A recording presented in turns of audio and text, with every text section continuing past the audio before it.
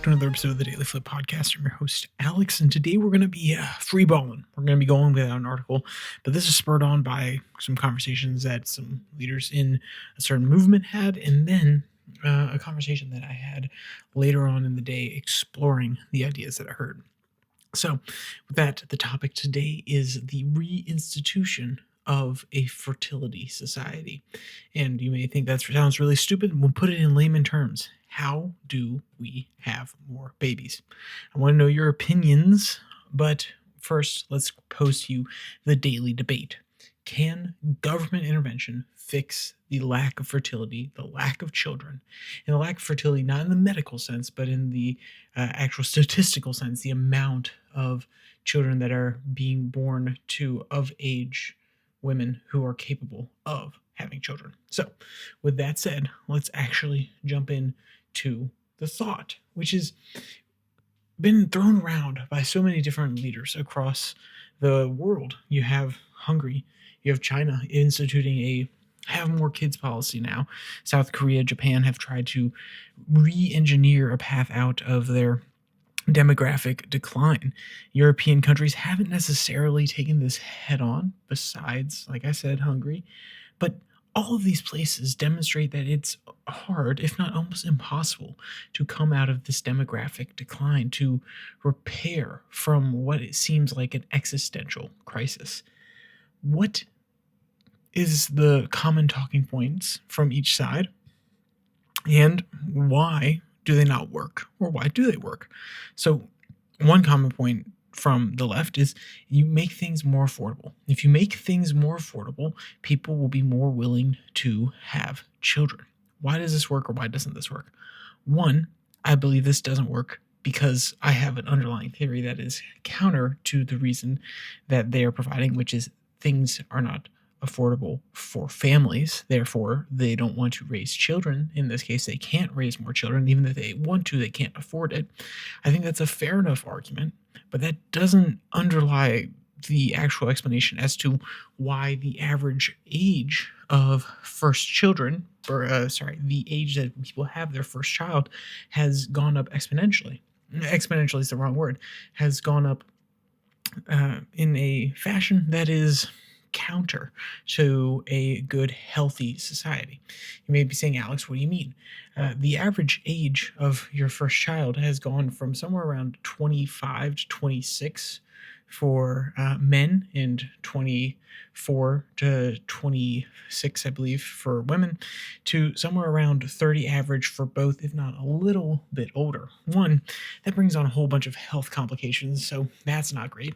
But the fact is, if you only have, as a woman, and you're having your first child at 30, and after the age of 35, you're incurring more risk to yourself and the child, and you're probably getting more expensive with fertility treatments and hormone treatments, then of course you're going to have less of them. Whereas if you're starting at 24, 25, 26, and you're able to have 3 before the time you're 30, with a roughly 2-year gap, maybe 1.5-year gap between all of them, that obviously points to the fact that there's something else going on here besides the money. You could make an argument that, well, most people aren't established in their career at that point when they're 24. They're just coming out of college, and therefore they don't have the money in order to lock down a child. Well, in most cases, the average family of 4 can survive on roughly $120K per year.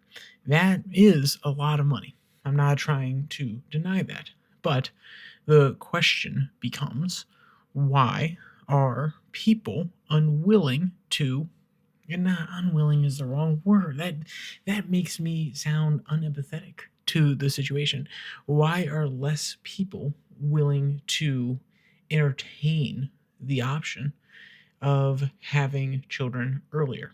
Is it just because of the money? I know it sounds like I'm talking in a loop here, but it's because I'm actually going to come back to something that the conservatives say, which is there are not enough benefits for having children. There are not enough state, local, or even social benefits for having children. It may not necessarily be about the money, but the structures that underlie them.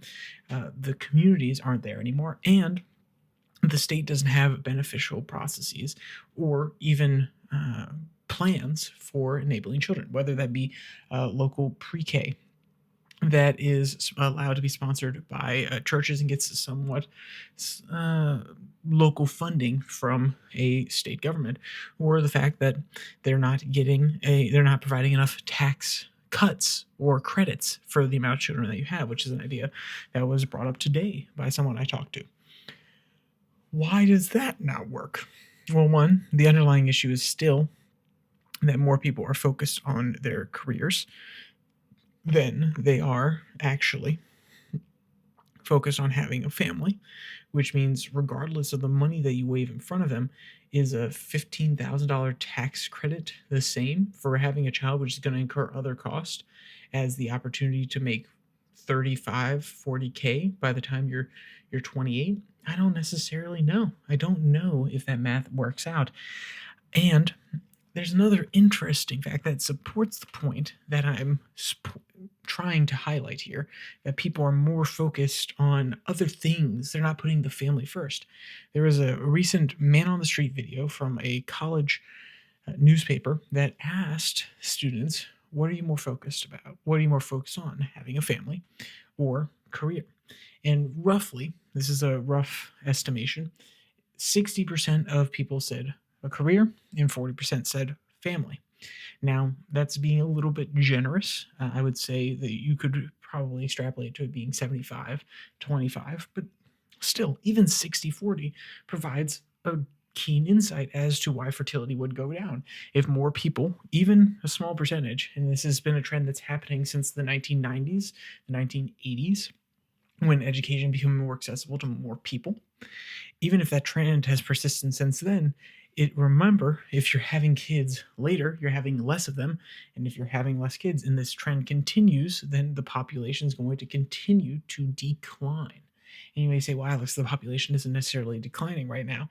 And our fertility rate, scary statistic someone provided to me, is roughly 1.59, 1.6%. So obviously, natural born Americans, that number actually is declining ever so slightly.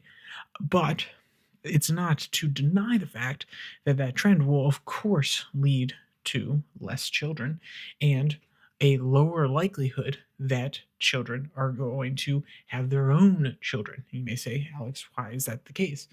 Well, if you're less likely to have brothers and sisters, you're less likely to see the beauty of family, the support network. So you become more okay with having an only child.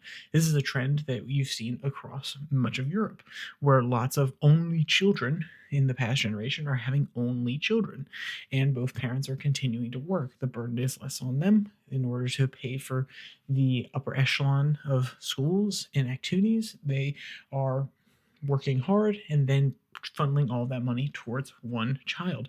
The mental thought philosophy could go something as to such, which is the more we're able to funnel the money and opportunity into that one child, the more likely they are to be successful. And normally they'll have a example in themselves, which is even if they didn't have the best life, they may have a life where they don't have to have hand-me-downs like their friends at school, where they don't have to share the bill effectively across the family for other people's colleges, things like this. And that one is more anecdotal than all the things that I've pointed out before, but it is a trend that is persisting as education has gone up. We've seen this across the entire world. So how do we shift it back? How do we make it so that people want to have families again? And here's the part where I think I know the answer. Does that mean I know how to do it? And that's no. And I don't like giving answers without a practical implementation. But you have to make families cool again. And well, Alex, what does that mean? You have to make the equation for most people. So here's the twofold of it. One, when they're younger, it has to be aspirational and cool.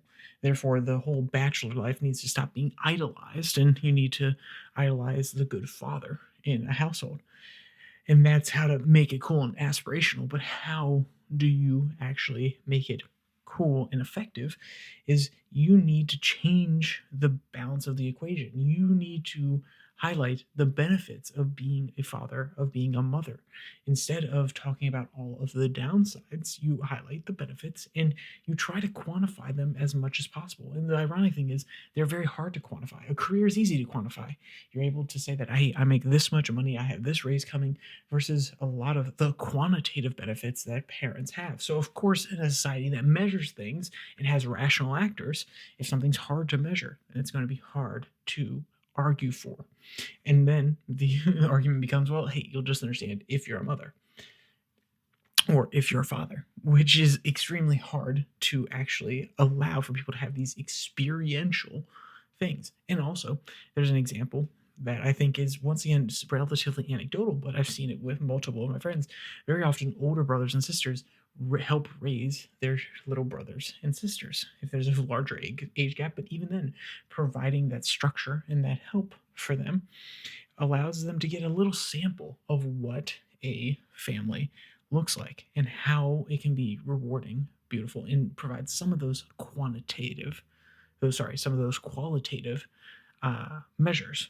But when you're an only child, you don't necessarily get that. Therefore, it's even harder for you to turn into something that is quantifiable compared to money. So, with that, that's my rant. I want to know your opinions. Throw it down there in the comment section. Are we going to be able to reverse it? Maybe not. But maybe you have some ideas for how to make it cool. Maybe you totally disagree with me. Throw it down in the comment section. I'd love to hear what you have to say. So, with all that said, there's only one more thing to say. Stay safe. Don't die.